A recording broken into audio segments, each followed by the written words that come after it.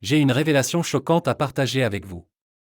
Le curcuma, cette épice dorée que nous utilisons dans nos plats pour sa saveur unique et ses nombreux bienfaits pour la santé, a failli devenir la propriété exclusive de l'industrie pharmaceutique.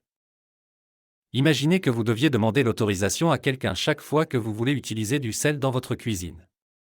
C'est ce qui aurait pu se passer avec le curcuma. En 1995, deux chercheurs de l'Université du Mississippi ont obtenu un brevet sur son utilisation pour la cicatrisation des blessures. En d'autres termes, nous aurions dû leur payer des droits pour l'utiliser. Mais voilà, après 2 ans de lutte acharnée du Conseil scientifique et de la recherche industrielle indien, ce brevet a été annulé. Un véritable coup de théâtre. C'est comme si vous vous retrouviez dans une course contre la montre pour sauver votre maison de la vente aux enchères. Vous avez réussi in extremis, mais chaque jour, d'autres menaces planent.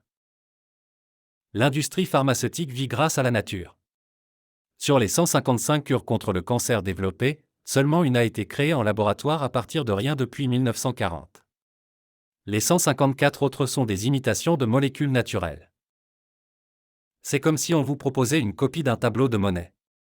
Ce n'est pas l'original, mais une imitation. C'est exactement ce que l'industrie pharmaceutique fait avec les molécules naturelles. Cette pratique est appelée biopiraterie. Imaginez un pirate qui vole des trésors, sauf que ces trésors sont les bienfaits de la nature, et le pirate, l'industrie pharmaceutique. Avec un chiffre d'affaires de 1200 milliards d'euros en 2020, l'industrie pharmaceutique ne montre aucun signe de ralentissement. Alors, que pouvons-nous faire?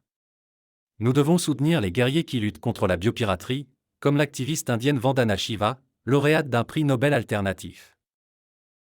Ensemble, nous pouvons faire la différence.